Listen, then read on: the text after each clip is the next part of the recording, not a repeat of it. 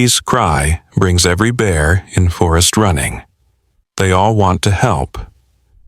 The first cry came just after midnight. It wasn't particularly loud, not at first, but in the deep silence of the forest, it carried further than any sound had a right to travel. Ethan Marshall sat up in bed, his hand already reaching for the bedside lamp before his mind fully registered what he was hearing. Beside him, his wife stirred, her maternal instincts pulling her from sleep even faster than his own. The cabin they had rented for their family vacation sat 30 miles from the nearest town, surrounded by nothing but pine trees and wilderness that stretched for hundreds of miles in every direction. They had chosen this place specifically for its isolation, wanting to disconnect from the world and spend quality time together as a family. Now, as that cry echoed through the thin walls of their temporary home, Ethan wondered if they had made a mistake coming so far from civilization. The crying grew louder, more insistent. It was coming from the small room next door where their 6-month-old daughter slept, or rather, where she was supposed to be sleeping. Ethan swung his legs out of bed, his bare feet touching the cold wooden floor. The cabin was old, built sometime in the 1950s according to the rental listing, and every floorboard seemed to creak under his weight as he made his way to the door. His wife was already ahead of him, her silhouette moving through the darkness with the practiced ease of a mother who had made this journey countless times before. The baby's room was small, barely large enough for the portable crib they had brought with them. A single window looked out into the forest, though at this hour there was nothing to see but blackness pressing against the glass. Their daughter, Lily Morgan, was standing in her crib, tiny hands gripping the rails as tears streamed down her face. Her cries had taken on a peculiar quality, almost musical in their rhythm, rising and falling in waves that seemed to pulse through the air. Ethan's wife scooped the baby up immediately, cradling her against her chest and making soft shushing sounds. But Lily wouldn't be consoled. If anything, her cries grew more intense, more urgent, as if she was trying to communicate something beyond the usual demands of hunger or discomfort. Ethan checked his watch. It was 12:47 a.m. The forest outside should have been alive with the usual nighttime sounds: owls hooting, insects chirping, small animals rustling through the underbrush. But as he stood there listening, he realized something was wrong. The forest had gone completely silent. It wasn't a natural silence. It was the kind of quiet that falls over a place when every living thing holds its breath, waiting for something to happen. Ethan moved to the window, pressing his face close to the glass to peer out into the darkness. At first, he saw nothing. Then, at the edge of where the porch light's weak glow faded into shadow, he caught a glimpse of movement. Something large was out there, just beyond the reach of the light. His heart began to pound as more shapes materialized from the darkness.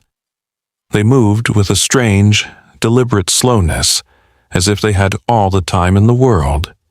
Bears. Not just one or two, but dozens of them, emerging from between the trees like ghosts made flesh. The rational part of Ethan's mind told him this was impossible. Bears were solitary creatures, especially black bears, which were the only species native to this part of the country. They didn't travel in groups like this. They certainly didn't converge on human dwellings in the middle of the night. Yet here they were, more bears than he had ever seen in his life, all moving toward the cabin with that same measured pace. Some were massive, their shoulders broader than any doorway, while others were smaller, likely younger bears or females.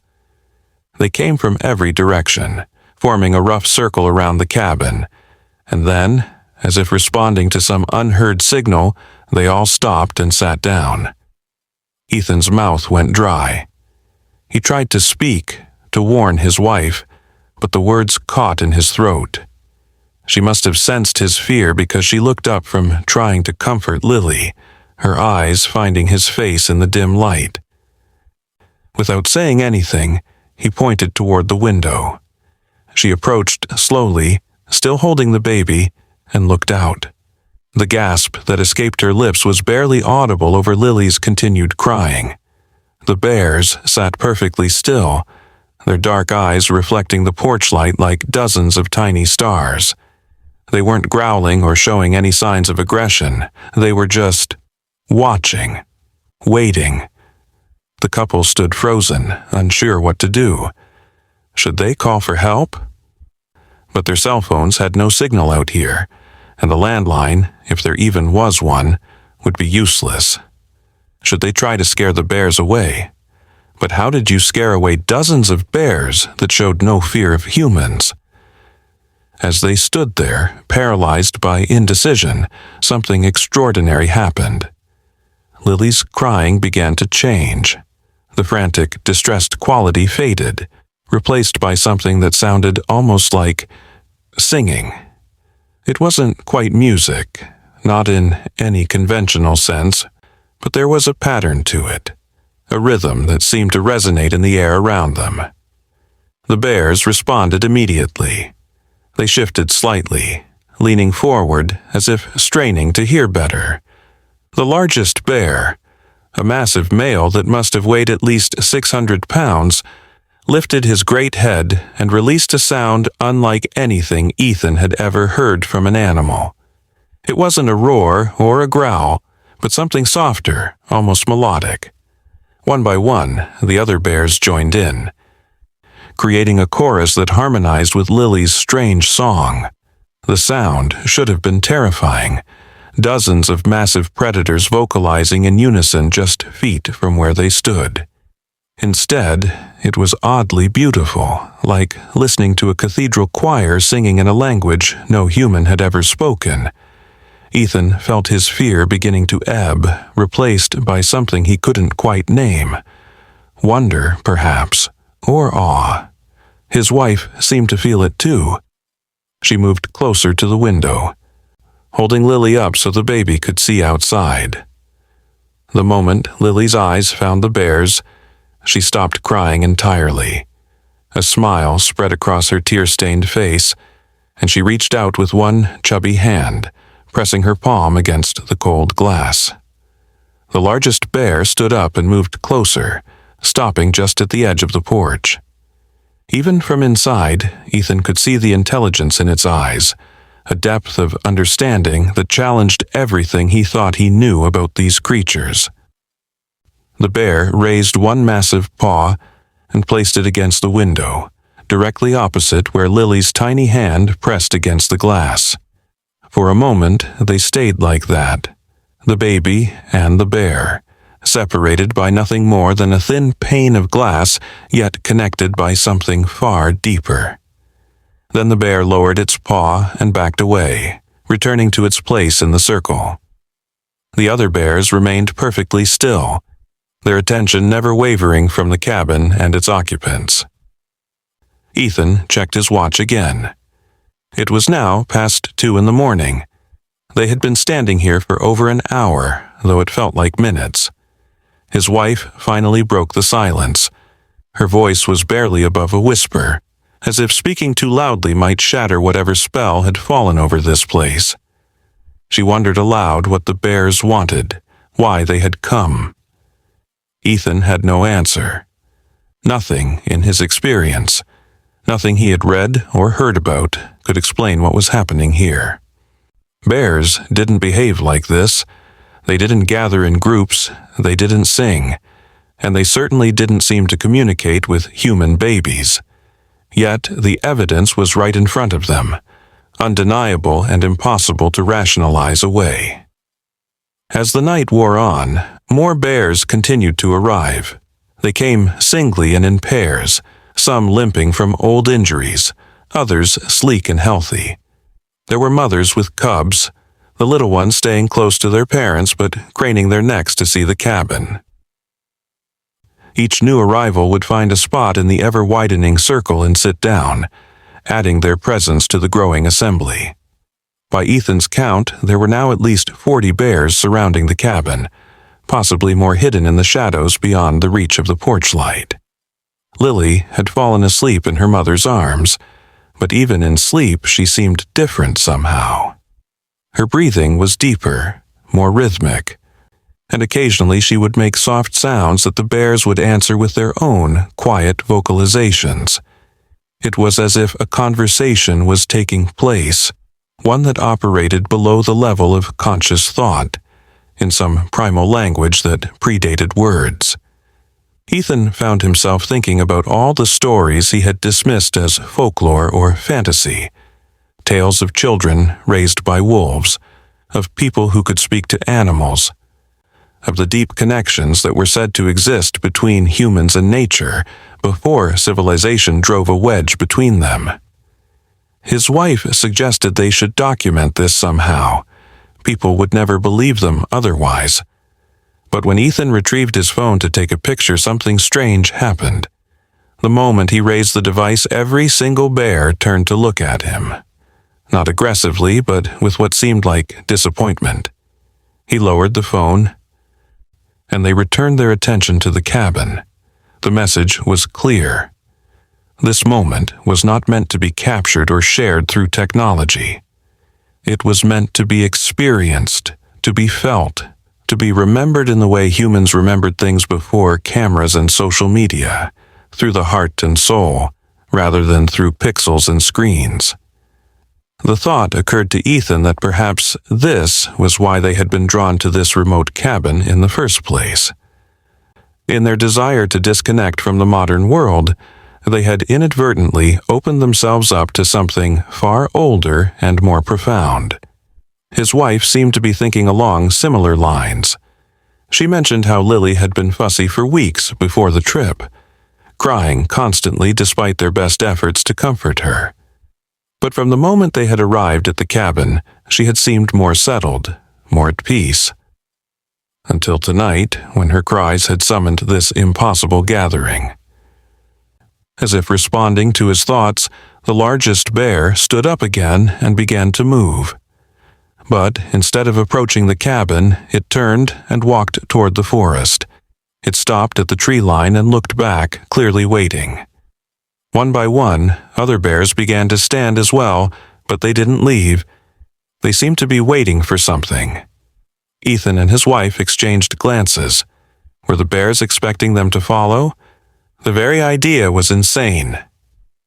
No rational person would walk out into a forest full of bears in the middle of the night, especially not with a baby.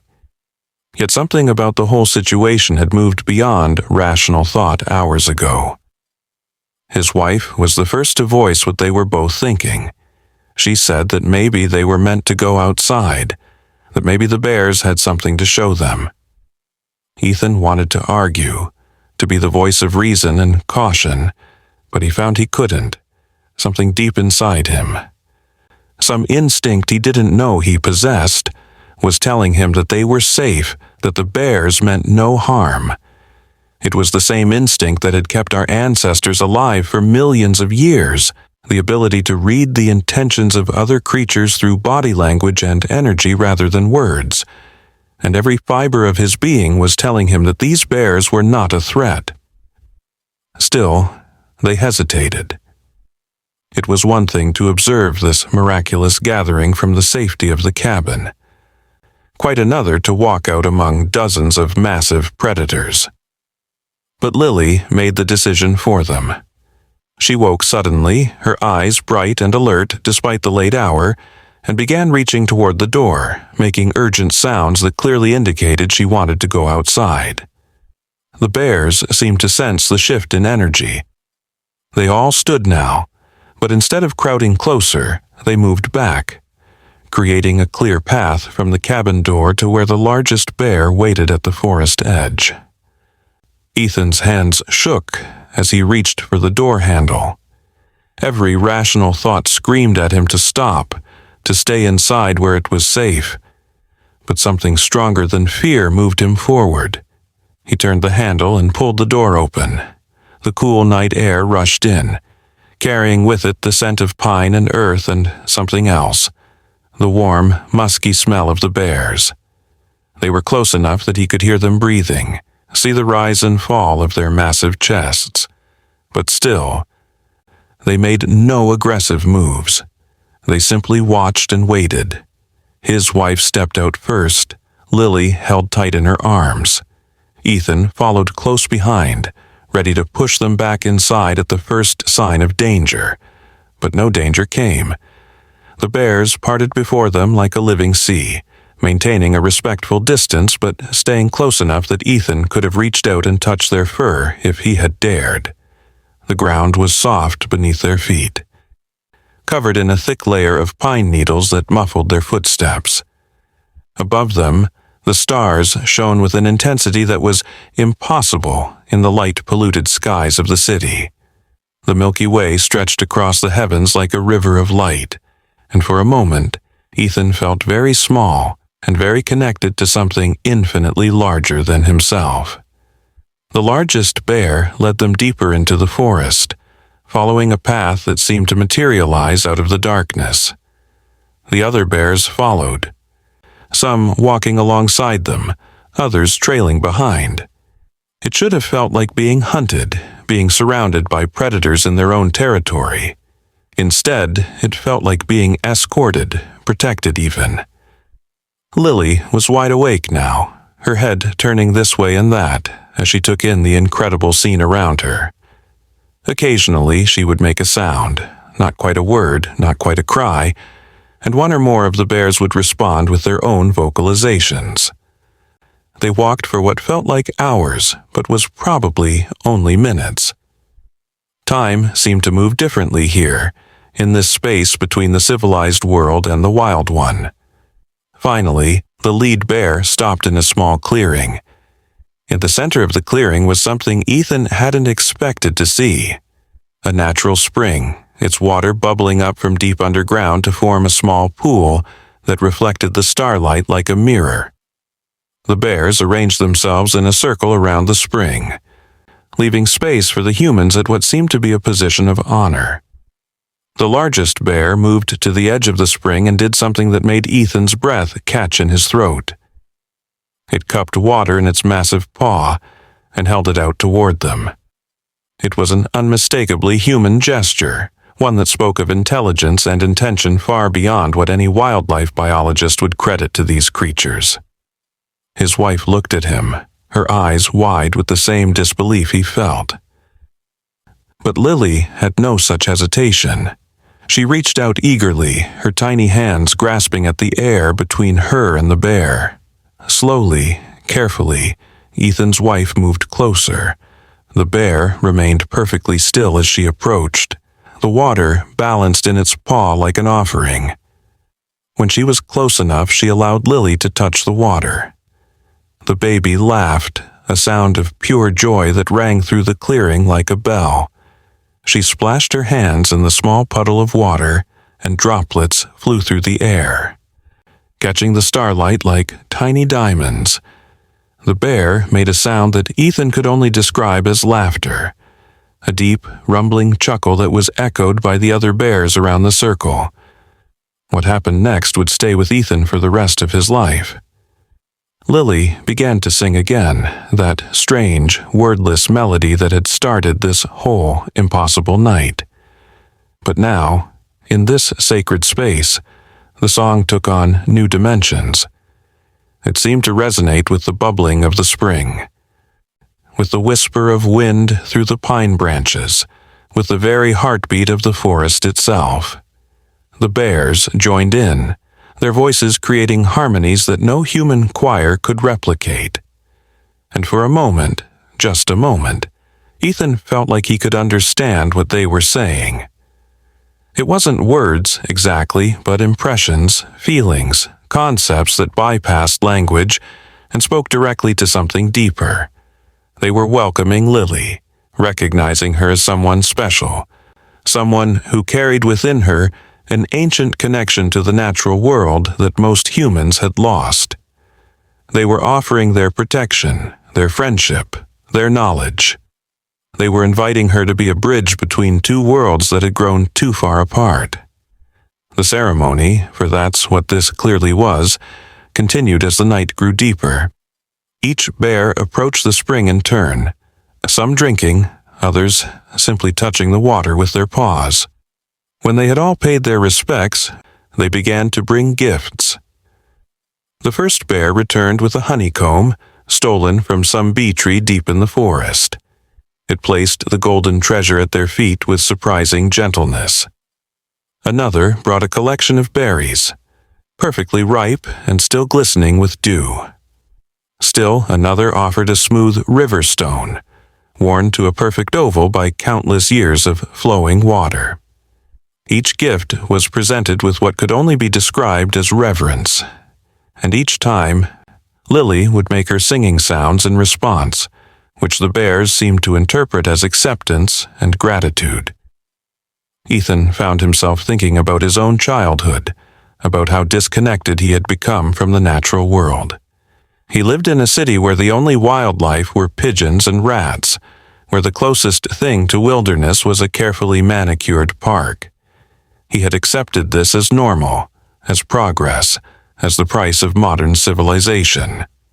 But watching his daughter communicate with these magnificent creatures, seeing the joy and wonder in her eyes, he began to question everything he thought he knew about what was important in life. His wife seemed to be having similar thoughts. She whispered to him about how different Lily seemed, how alive and present. In their daily life, surrounded by toys and technology designed to stimulate infant development, Lily was often fussy and difficult to please.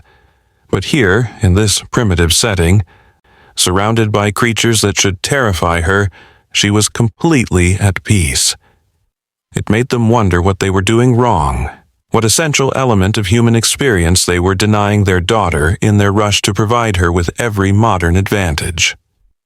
The gathering continued until the first hints of dawn began to lighten the eastern sky. The bears showed no signs of impatience or fatigue. They seemed prepared to stay as long as necessary, as long as this miraculous connection between their world and the human one remained open. But as the stars began to fade and the forest began to wake with the songs of birds, the largest bear stood and stretched. It was time to go. The other bears began to rise as well, but slowly, reluctantly, as if they too wished this moment could last forever. The journey back to the cabin was quieter than the journey out.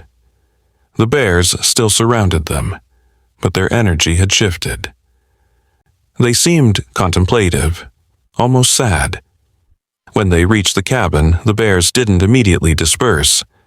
They formed their circle again, but this time, each one approached the family in turn. Some simply looked at them with those impossibly deep eyes. Others made soft sounds that seemed like farewells. The largest bear was the last to approach. It stood before them for a long moment, its gaze moving from Ethan to his wife to Lily. Then it did something that would have seemed impossible if Ethan hadn't witnessed it himself. The bear bowed, lowering its massive head nearly to the ground in what was unmistakably a gesture of respect. Then, as suddenly as they had appeared, the bears began to leave. They melted back into the forest in ones and twos, disappearing among the trees as if they had never been there at all. Within minutes, the clearing around the cabin was empty except for the family standing on the porch, wondering if the whole thing had been some kind of shared dream. But the gifts remained: the honeycomb, the berries, the river stone, and dozens of other small offerings that proved the night's events had been real. As they stood there in the growing light of dawn, Ethan realized something had fundamentally changed, not just in how he saw the world, but in how the world saw them.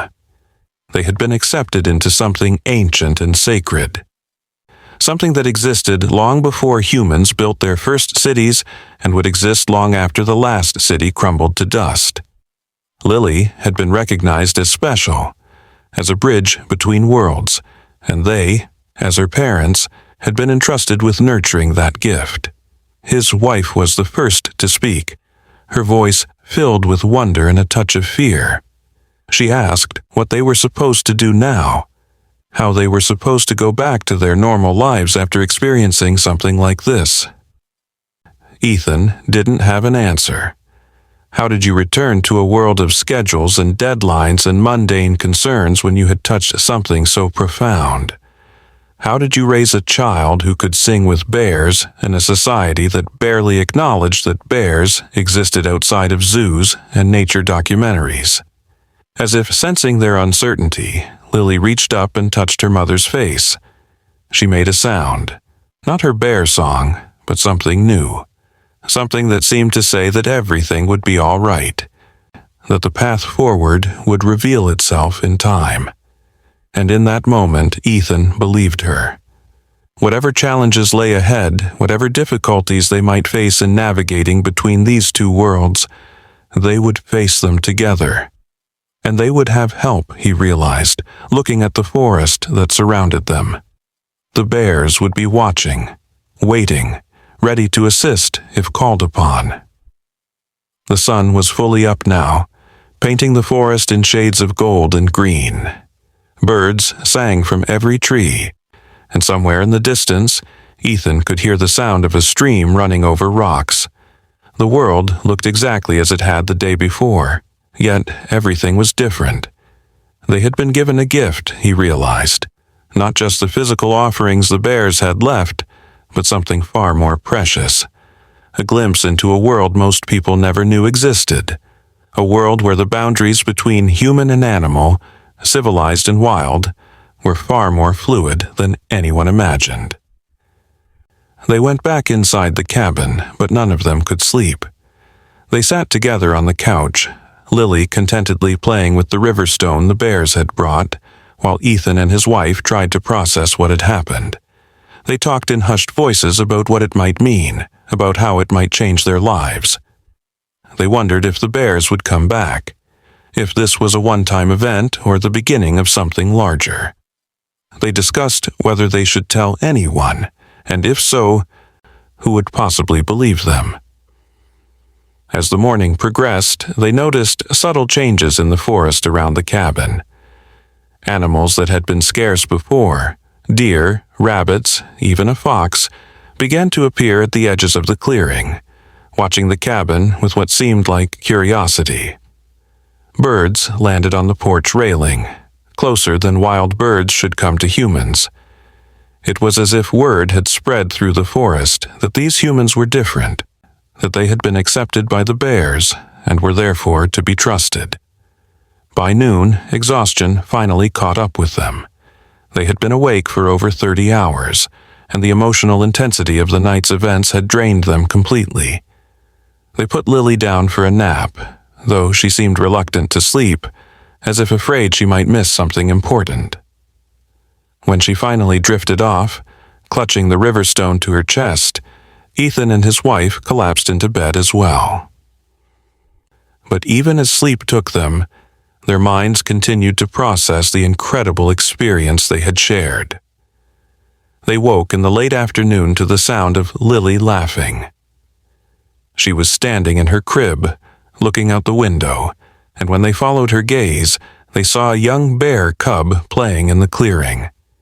Its mother sat nearby, watching with the patient indulgence of parents everywhere.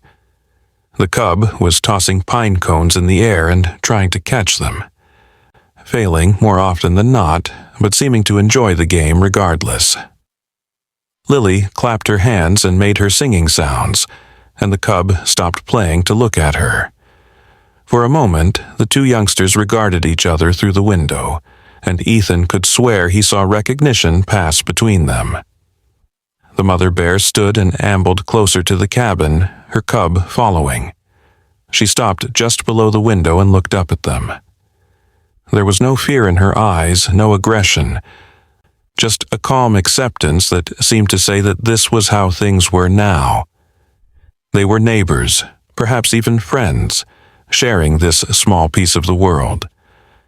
She made a soft huffing sound that might have been a greeting, then turned and led her cub back into the forest. As the days passed, these encounters became more common. not the massive gathering of that first night that seemed to have been a unique event, a formal introduction of sorts. But individual bears would appear throughout the day, sometimes just passing through, other times stopping to observe the cabin and its occupants. Lily would always know when they were coming, growing excited and making her special sounds even before the bears appeared. It was as if she could sense them, or perhaps they were calling to her in some frequency humans couldn't normally hear. Ethan found himself documenting these encounters in a journal, writing late into the night by lamplight as he tried to capture every detail of what they were experiencing. He knew that memories could fade and shift over time, and he wanted to preserve the truth of what was happening here. His wife contributed her own observations, particularly about how Lily was changing. The baby seemed more alert, more aware of her surroundings. She was reaching developmental milestones weeks or even months early, as if her interaction with the bears had awakened something in her mind. One evening, as they sat on the porch watching the sunset, the largest bear appeared again. He emerged from the forest slowly, his massive form casting long shadows in the dying light. This time, he carried something in his mouth, a small wooden object that he placed carefully on the porch steps. When he backed away and Ethan retrieved it, he found it was a piece of driftwood, worn smooth by water and time, that had naturally formed into a shape that looked almost like a bear. It was clearly very old, and Ethan wondered where the bear had found it, what significance it held. That night, as they prepared for bed, they heard the singing again. Not Lily this time, she was sound asleep, but the bears, somewhere out in the forest. Their voices rose and fell in harmonies that seemed to tell a story, though what that story might be Ethan couldn't guess. He and his wife lay in bed listening, holding hands in the darkness, feeling like they were eavesdropping on something sacred. The singing continued for hours, sometimes growing closer, sometimes fading into the distance, but never stopping entirely. When morning came, they found more gifts on the porch. Feathers from various birds, arranged in a careful pattern, a collection of unusual mushrooms that Ethan recognized as rare and valuable, a piece of quartz crystal that caught the morning light and threw rainbows across the wooden boards. Each gift seemed chosen with care, presented with intention. They were building a collection now, these offerings from the forest, and Ethan wondered what they were supposed to do with them. Were they meant to keep them? To give them to Lily when she was older? To use them for some purpose they didn't yet understand? The vacation was supposed to last 2 weeks, but as the end approached, none of them wanted to leave. The thought of returning to their city life, to the noise and pollution and disconnection from nature, seemed almost unbearable. They had found something here, or perhaps something had found them, and walking away from it felt like a betrayal. But they had jobs, responsibilities, a life that waited for them beyond the forest. They couldn't stay forever, no matter how much they might want to. On their last night, the bears gathered again. Not as many as that first night, but still a significant number. They formed their circle around the cabin as the sun set, and this time, Ethan and his wife didn't hesitate to go outside. They sat on the porch with Lily, who seemed to understand that this was a farewell. The bears sang their haunting melodies, and Lily joined in, her voice blending with theirs in a way that should have been impossible for a human child. The concert continued long into the night, a final gift from the forest to the family that had been welcomed into its mysteries. When the last note faded and the bears began to disperse, the largest bear approached one final time. He looked at each of them in turn, his dark eyes holding depths of wisdom and sadness that seemed almost human. Then he turned to Lily and made a sound that was different from any they had heard before, a single, clear note that hung in the air like a promise. Lily responded with a similar sound, and for a moment, the air between them seemed to shimmer with possibility. Then the bear turned and walked away, disappearing into the forest without looking back. The next morning, they packed their things with heavy hearts.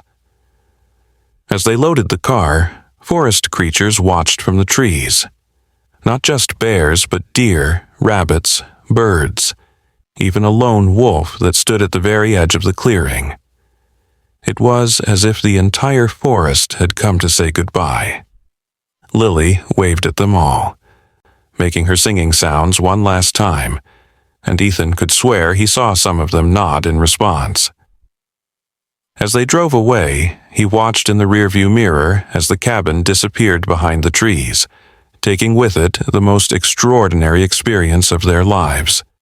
But the story didn't end there. In the weeks and months that followed, they found that the forest had changed them in ways they were only beginning to understand. Lily continued to develop at an astonishing rate, showing abilities that couldn't easily be explained. She seemed to know when storms were coming long before the weather forecast predicted them. She could calm agitated animals with a touch. She would sometimes stop what she was doing and look toward the window, as if hearing something calling to her from far away. Ethan and his wife found themselves changed as well. They were more aware of the natural world, even in the city. They noticed things they had never seen before, the way pigeons communicated with each other, the patterns birds flew in, the secret lives of urban wildlife that most people ignored. They found themselves drawn to parks and green spaces, feeling most at peace when surrounded by trees and growing things. The corporate world that had once seemed so important now felt hollow and meaningless compared to what they had experienced in the forest. They began to make plans to return to the cabin, to buy it if possible, or at least to rent it for longer periods. They researched jobs that would allow them to work remotely, ways to restructure their lives to spend more time in nature. They knew that Lily needed to maintain her connection to the wild world, that whatever gift she had been given or recognized for would wither if confined to concrete and steel. They also knew, though they never spoke it aloud, that the bears were waiting for them to return. That the connection formed that miraculous night was not meant to be a one-time thing, but the beginning of a longer journey. Sometimes, late at night, when the city was as quiet as it ever got, they would hear something that might have been wind, but sounded like distant singing. Lily would stir in her sleep, smiling, and make soft sounds that seemed to answer the call. And Ethan would lie awake, thinking about the bears, wondering what they were doing, whether they remembered the family that had walked among them for one extraordinary night. He knew, with a certainty that defied logic, that they did remember, and that someday, somehow, their paths would cross again. The gifts from the forest sat on a shelf in Lily's room, each one a reminder of that incredible experience. The river stone had become her favorite toy, and she would hold it while making her singing sounds, as if it helped her remember the melodies the bears had taught her. The piece of driftwood that looked like a bear sat in a place of honor, and sometimes Ethan would catch Lily looking at it with an expression of such longing that it broke his heart. She was too young to understand why they had to leave, too young to express what she was feeling, but her connection to that place and those creatures was undeniable. As autumn turned to winter, they received a call from the cabin's owner. He was an old man who had inherited the property from his father, who had built it with his own hands. He had heard, somehow, about what had happened during their stay. Not the full story, that would have been too much for anyone to believe without seeing it themselves, but enough to know that something special had occurred. He wanted to meet them, to talk about the cabin and its history. There were stories, he said, old stories that his father had told him, about the bears in the forest and the people who were chosen to bridge the two worlds. They met him at a small cafe in the city, an incongruous setting for such a conversation. He was in his 80s, with eyes that held the same depth of knowledge they had seen in the bears. He told them about his father, who had built the cabin not as a vacation home but as a sanctuary, a place where the veil between the human and natural worlds was thin. He told them about others who had stayed there over the years, some who had experienced nothing unusual, others who had been touched by the magic of the place. But none, he said, had ever experienced what they had. None had ever been accepted so completely by the guardians of the forest. He offered to sell them the cabin for a price that was far below market value. It wasn't about money, he said. It was about finding the right caretakers for a sacred place. He had been waiting, he told them, for years, for the right family to come along. When he heard about the baby who could sing with bears, he knew his wait was over. The cabin needed them, he said, and more importantly, they needed the cabin. It was meant to be their home, or at least their second home, a place where Lily could grow up with one foot in each world, learning the ways of both. They accepted, of course. How could they not? It felt like destiny, like everything in their lives had been leading to this moment. They signed the papers that day, and the old man gave them a key that looked far older than the cabin itself, made of iron and carved with symbols that seemed familiar, though they couldn't say why. He also gave them a journal, leather-bound and filled with yellowed pages covered in handwritten notes. It was his father's, he said, and his grandfather's before that.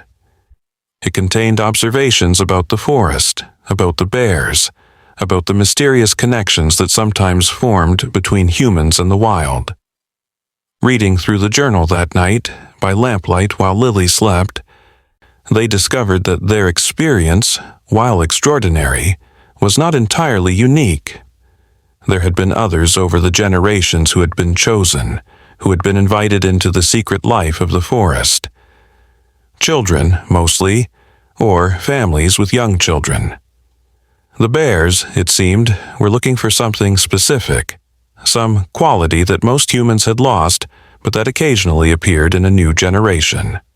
These chosen ones became bridges, maintaining a connection between two worlds that were in danger of losing touch with each other entirely. The journal spoke of responsibilities that came with this gift. The chosen ones were meant to be protectors, not just of the forest, but of the relationship between humanity and nature. They were meant to teach others, through example if not through words, that there was another way to live, a way that honored both civilization and wildness. They were meant to raise their children with an understanding of both worlds, preparing them to carry on this ancient tradition. It was a heavy burden, but reading about it, Ethan and his wife felt only excitement and purpose. They began spending every weekend at the cabin, and longer periods whenever work allowed. Each visit brought new experiences, new connections with the forest and its inhabitants. The bears came regularly now, not in great gatherings but as individual visitors, each with their own personality and preferences. There was the young female who loved to play, tossing sticks for Lily to laugh at. There was the old male with scars across his muzzle who would sit for hours just watching them, as if guarding them from unseen dangers. There was the mother with twin cubs who would bring her babies to play where Lily could see them, teaching them that not all humans were to be feared. As Lily grew, her connection to the bears deepened. By the time she was walking, she would toddle out onto the porch whenever they appeared, fearless and full of joy. The bears were infinitely patient with her, allowing her to touch their fur, to offer them berries from her chubby hands, to sing her wordless songs to them. They seemed to understand that she was still learning, still growing into whatever role she was meant to play in this ancient dance between species. They were her teachers as much as her parents were, showing her through their behavior how to move in the forest, how to read the signs of weather and season, how to be present in each moment. Other animals began to accept them as well. Deer would graze within feet of where they sat. Birds would land on their shoulders. Once, a fox brought her kits to the porch, allowing the family to observe as she taught them to hunt insects in the grass. It was as if their acceptance by the bears had given them a passport to the entire forest community. They were no longer outsiders, no longer threats. They were part of the ecosystem, strange perhaps, but belonging nonetheless. The changes in their daily lives were gradual but profound. They found themselves eating less meat, not from any moral decision, but simply because it felt wrong to consume creatures they had come to know as individuals. They stopped using chemical products that might harm the environment, became more conscious of their waste and consumption. They began teaching Lily not just her ABCs and 123s, but also the names of plants, the patterns of animal behavior, the rhythms of the natural world. She absorbed it all with an eagerness that suggested this knowledge was not entirely new to her, but rather something she was remembering. One day, when Lily was nearly 2, she spoke her first clear word. It wasn't mama or data, as they had expected. It was bear, pronounced with perfect clarity, while pointing at the largest male who had become their most frequent visitor. The bear seemed to understand, making a sound that rumbled with what could only be described as pleasure. After that, the floodgates opened. Lily began speaking in full sentences within weeks, but interspersed with her human words were sounds that belonged to the forest. Communications that her parents couldn't fully understand, but that the animals clearly did. They began to document everything more carefully, not with cameras. The bear's aversion to technology hadn't changed, but through written journals and sketches. Ethan became quite good at drawing, capturing the bears and other animals in pencil and charcoal. His wife wrote detailed observations about behavior, about the subtle communications between Lily and the creatures, about the patterns and rituals that were emerging. They were creating a record, they realized, not just for themselves, but for Lily, for when she was older and might need to understand her own history. The seasons turned, and with each one came new lessons. Spring brought the return of migrating birds and the emergence of hibernating creatures. Lily seemed to know exactly when the bears would wake from their winter sleep, growing excited days before they appeared, thin but healthy after months of fasting. Summer brought abundance, berries and fish and long days of play in the forest streams. The bears taught Lily to find edible plants, to recognize dangerous ones, to move through the woods without disturbing the undergrowth. Autumn brought preparation, the gathering of nuts and seeds, the fattening up before winter. And winter brought quiet contemplation, time spent inside the cabin while snow fell, with occasional visits from the few bears who didn't fully hibernate. By the time Lily was 3, she was more at home in the forest than most adults who had spent their entire lives in rural areas. She could track animals by their prints, predict weather by the behavior of birds, find her way by the moss on trees and the angle of the sun. But more than these practical skills, she had an understanding of the forest as a living system, a web of relationships and dependencies that most humans never grasped. She knew that the bears were not just animals, but beings with their own culture, their own wisdom, their own understanding of the world. The family had settled into a rhythm, splitting their time between the city and the forest, maintaining one foot in each world as the old man had suggested. It wasn't always easy. There were people in the city who thought they were crazy, who worried about them letting their child interact with dangerous wild animals. There were challenges in maintaining careers while spending so much time away. There were moments of doubt, wondering if they were doing the right thing, if they were putting Lily at risk or denying her a normal childhood. But then they would return to the cabin and all doubts would vanish. The joy on Lily's face when she saw the bears, the peace that settled over all of them in the forest. the sense of rightness and purpose. These things told them they were on the correct path. They were part of something larger than themselves, something important, something that might, in some small way, help heal the rift between humanity and nature that had grown so wide in recent centuries. One evening, as they sat around a campfire with several bears lounging nearby, Lily asked a question that stunned them. She wanted to know why other people couldn't talk to bears the way she did. It was such a simple question, but it held within it the entire tragedy of modern human existence, the loss of connection to the natural world, the forgetting of the old ways, the building of walls between species that had once lived in harmony. They tried to explain in terms a 3-year-old could understand, talking about how people had become afraid, how they had forgotten how to listen, how they had chosen safety and comfort over wildness and wonder.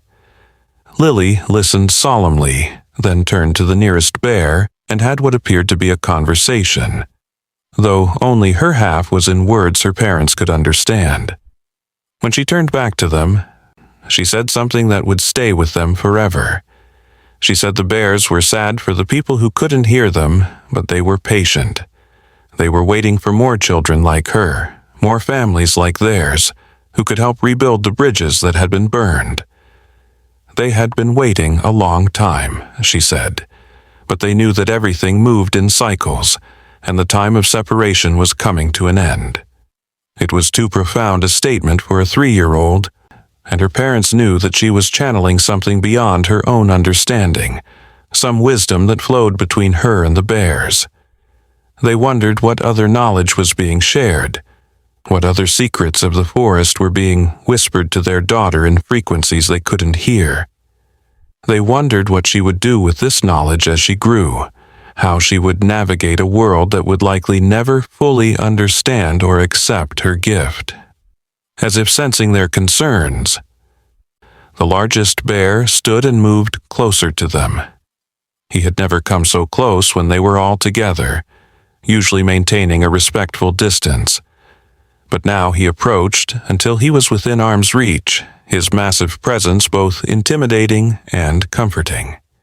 He looked at each of them in turn, and in his dark eyes they saw reflected their own fears and hopes. Then he did something unprecedented. He lay down beside them, his great body forming a protective wall between them and the dark forest beyond.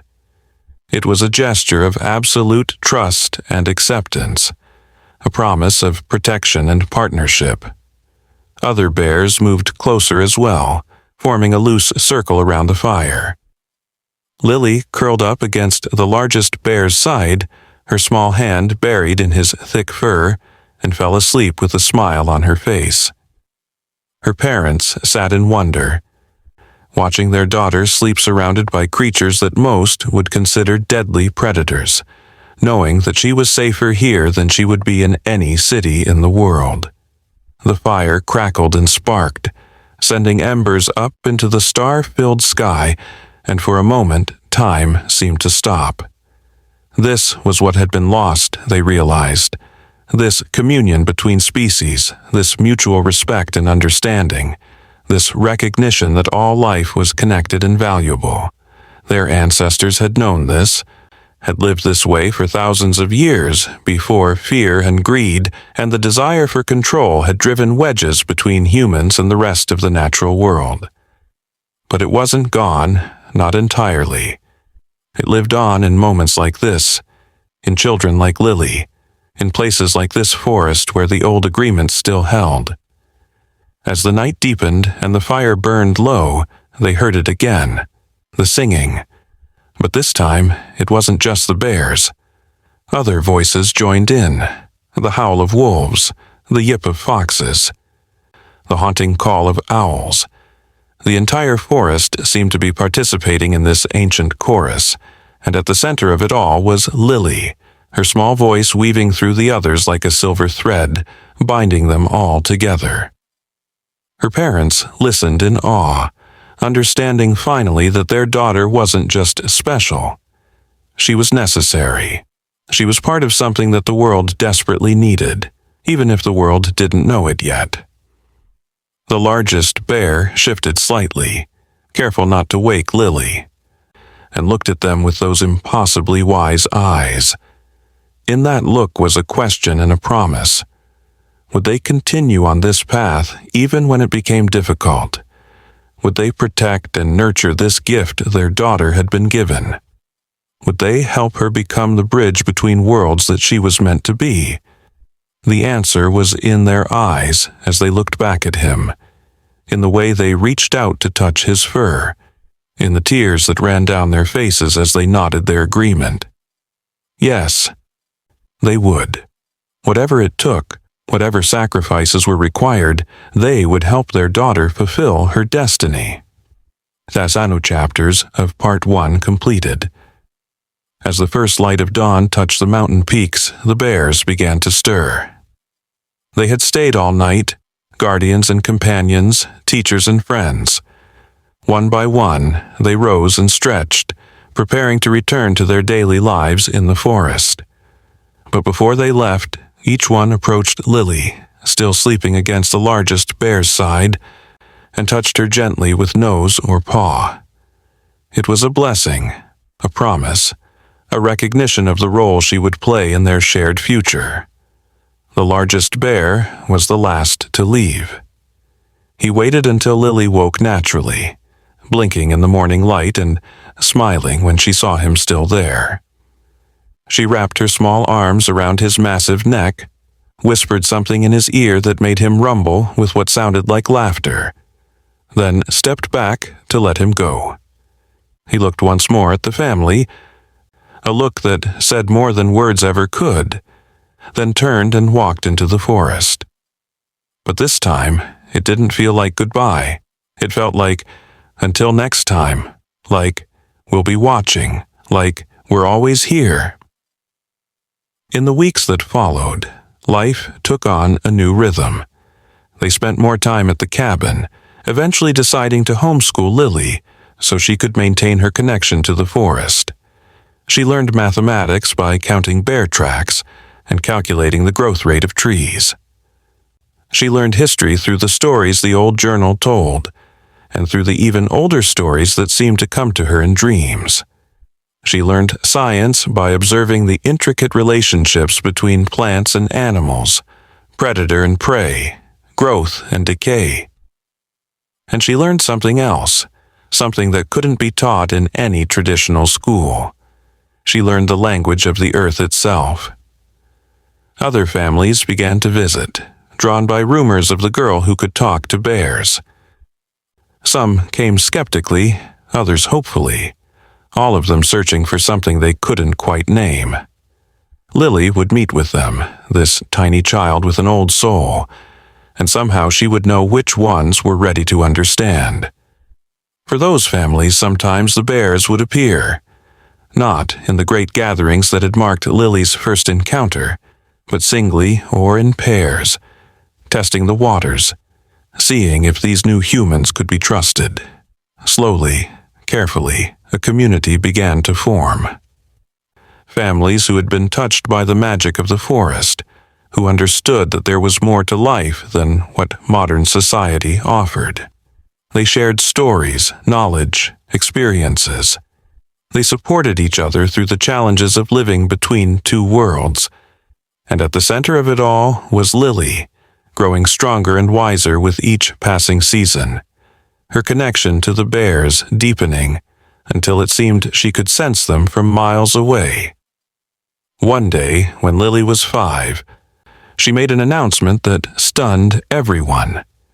The bears had told her something important was coming, a change that would affect not just their forest, but forests everywhere. They needed to prepare, to strengthen the bonds between humans and nature, to teach more people how to listen. She didn't know exactly what this change would be, but she knew it was both an ending and a beginning, a challenge and an opportunity.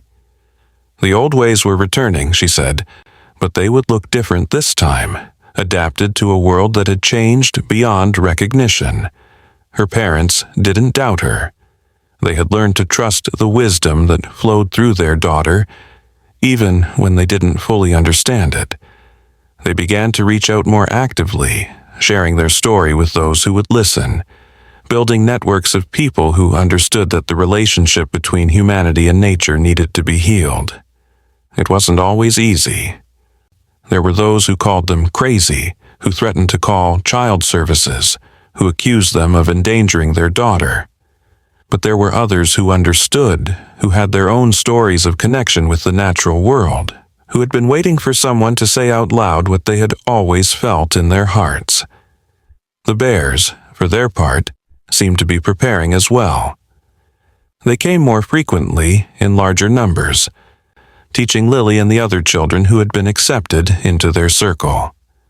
The lessons became more complex, more urgent. They were sharing knowledge that had been kept hidden for generations, wisdom about weather patterns and plant medicines, about the subtle energies that flowed through all living things, about the ways to live in harmony with the earth rather than in dominion over it. Sometimes, late at night, Ethan and his wife would talk about what it all meant. They had been chosen for something extraordinary, something that challenged everything they had been taught about the world. Their daughter was special in ways that science couldn't explain, connected to nature in ways that seemed to belong more to fairy tales than to reality. Yet it was real as the bears that continued to visit, as real as the changes they saw in Lily and in themselves. They were part of something ancient and new at the same time, something that might just hold the key to humanity's future relationship with the planet. As Lily grew older, her abilities continued to develop. She could predict storms days in advance, find lost hikers by somehow knowing where they had wandered, calm aggressive animals with a touch or a word. But more than these obvious gifts, she had a wisdom that seemed to come from the earth itself, an understanding of the interconnectedness of all things that she could articulate in ways that made even skeptics pause and think. She became a teacher, even as a child, helping others understand what she had always known, that humans were not separate from nature but part of it, and that recognizing this truth was essential for the survival of both. The cabin became a pilgrimage site of sorts, though they were careful to limit visitors to protect both the forest and the bears. People came from all over the world, drawn by stories of the girl who could speak with animals, the family that had been accepted by the wild. Some came seeking healing, others seeking wisdom, still others simply seeking proof that magic still existed in the world. Not all of them found what they were looking for, but those who came with open hearts and minds often left transformed. The bears watched it all with their patient, ancient eyes. They had waited so long for this moment, for humans who could bridge the gap that had grown between the species. They had kept the old knowledge alive, passed down through generations of bears, waiting for the right time and the right people to share it with. And now, finally, that time had come. The girl who sang their songs, who spoke their language, who understood their hearts. She was the first of what they hoped would be many, the beginning of a new chapter in the long story of the forest. As the years passed, the impact of what had started with one baby's cry in the night began to spread. Other children were born with similar gifts. Other families discovered their own connections to the natural world. Scientists began to study phenomena they had previously dismissed as impossible. Environmentalists found new arguments for conservation based not just on practical needs, but on the spiritual and emotional connections between humans and nature. The world was changing, slowly but surely, one heart and mind at a time. But at the center of it all remained that first miraculous night, when dozens of bears had answered a baby's cry and recognized in her something precious and necessary. That night had changed everything, for Lily, for her family, for the bears, and ultimately for everyone who heard their story and allowed themselves to believe that such things were possible. It was a reminder that the world was far more mysterious and wonderful than most people imagined.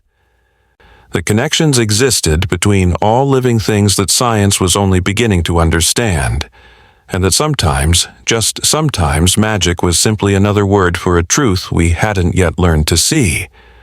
The largest bear, now elderly but still magnificent, continued to visit regularly. He had become Lily's special guardian and teacher, the one who shared with her the deepest secrets of the forest. Through him, she learned that the bears had their own names for things, their own understanding of history, their own prophecies about the future. They had been watching humans for thousands of years, waiting for the species to mature enough to rejoin the community of life as partners rather than dominators. The time of waiting was nearly over, he told her. The bridges were being rebuilt. The songs were being remembered. The old agreements were being renewed. One autumn day, when Lily was 7, something extraordinary happened.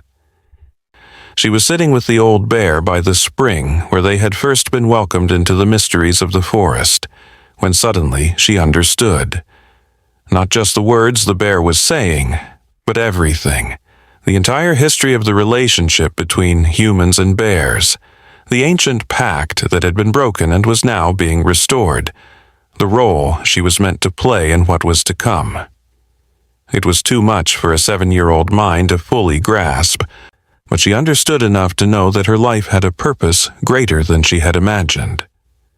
She ran back to the cabin, tears streaming down her face, not from sadness, but from the overwhelming beauty of what she had been shown. Her parents held her as she tried to explain, using her child's vocabulary to describe concepts that philosophers and mystics had struggled with for millennia. The bears remembered when humans and animals had worked together, she said, when they had shared the earth as equals, when the boundaries between species had been fluid and permeable. That time was coming again, but different, adapted to a world that had technology and cities and billions of people. The bears were the keepers of the memory, and she was to be the translator, helping humans remember what they had forgotten. It was a heavy burden for such a young child, but Lily carried it with a grace that amazed everyone who knew her. She continued to grow and learn, spending her days in the forest with the bears and other animals, her evenings studying with her parents, preparing for a future none of them could fully envision. She was happy, genuinely happy, in a way that few children in the modern world seem to be. She had purpose, connection, belonging. She knew who she was and why she was here, and that knowledge gave her a strength that would serve her well in the years to come. The world outside the forest was changing too, though more slowly. Environmental disasters were becoming more frequent, climate change more undeniable, the consequences of humanity's disconnection from nature more apparent. But alongside the crisis, there was a growing awakening. More people were seeking connection with nature. More children were being born with heightened sensitivity to the natural world. More stories were emerging of impossible encounters between humans and wild animals. The seeds that had been planted that night when the bears came to comfort a crying baby were beginning to sprout everywhere. Lily's story spread, despite the family's attempts to maintain privacy. It was shared in whispers at first, then more openly as others came forward with similar experiences. Books were written, documentaries made, scientific studies undertaken. The skeptics remained skeptical, but for those who had experienced their own moments of connection with the wild, Lily's story was confirmation of what they had always suspected, that the barriers between human and nature were artificial, that communication between species was possible, that the earth itself was alive and conscious and waiting for humans to remember their place in the web of life. As Lily approached her 10th birthday, she began to have dreams. Not ordinary dreams, but visions that seemed to come from the collective consciousness of the forest itself. She saw other children like herself around the world, each with their own gift, their own connection to different aspects of nature. She saw a time coming when these children would need to work together, when the bridges they were building between worlds would be tested by challenges greater than any they had yet faced. She saw the possibility of a future where humans and nature existed in harmony, but also the possibility of a future where the disconnection became complete and irreversible. She shared these dreams with her parents, with the bears, with the small community of believers that had formed around them. They listened with grave attention, understanding that Lily was becoming something more than just a gifted child. She was becoming a prophet of sorts, a voice for the voiceless, a bridge between worlds that desperately needed to reconnect. The responsibility was enormous, but she wasn't carrying it alone. She had her family, her community, and most importantly, she had the bears. The old bear, her first and most constant teacher, was growing weaker. Bears in the wild rarely lived as long as he had, and the effort of maintaining such close connection with humans seemed to be taking its toll. But he remained devoted to his purpose, visiting as often as his aging body would allow, sharing the last of his wisdom with the child he had helped to awaken. He told her stories of bears from centuries past who had tried to maintain connection with humans, of the pain of watching that connection fade, of the joy of seeing it renewed in her. One winter night, as snow fell softly outside the cabin, the old bear came to say goodbye. Lily knew before he arrived that this would be their last meeting in this form. She met him on the porch, her small hand disappearing into his massive paw, her tears freezing on her cheeks in the cold air. He rumbled something that her parents couldn't understand, but that made Lily nod solemnly. He was passing his role to her, making her the keeper of the stories, the guardian of the connection. She was no longer the student but the teacher, no longer the bridge but the builder of bridges. After he left, disappearing into the swirling snow for the last time, Lily stood on the porch for a long while. Her parents wanted to comfort her, but they sensed she needed this moment alone with her grief and her purpose. When she finally came inside, she was different. Older, somehow, though still only 10. She had accepted her destiny fully, completely, with a courage that would have been remarkable in an adult, let alone a child. The old bear's death wasn't an ending, she told her parents. It was a transformation. He would still be there, in every bear that came to visit, in every song the forest sang, in every moment of connection between human and wild. And indeed, as winter gave way to spring, new bears began to appear. Younger bears who had been taught by the old one, who carried his wisdom forward. They came to Lily as he had, ready to continue the work of rebuilding the ancient connections. And Lily, no longer the baby whose cry had started it all, but not yet the woman she would become, stood ready to meet them, to learn from them, to teach them, to help write the next chapter in the long story of humans and bears, and the forest that connected them all. The cycle continued, as it always had and always would. Seasons turned, years passed, children grew, elders died, and through it all, the forest endured. The bears kept their watch, patient and eternal, waiting for humanity to remember its place in the family of things. And in a cabin in the mountains, a girl who could sing the songs of bears grew toward her destiny, carrying within her the hope of reconnection, the promise of healing, the possibility of a future where the cry of a child would always bring help, no matter what form that help might take. This was the gift the bears had given that first night, not just to Lily and her family, but to all of humanity. The reminder that we are not alone, that we are part of something larger and older and wiser than ourselves, that when we call out in our need, the world itself will answer. All we have to do is remember how to listen, how to sing the old songs, how to speak the language that exists beneath words. All we have to do is remember that we too are part of the wild, and the wild is part of us, forever and always, until the end of time.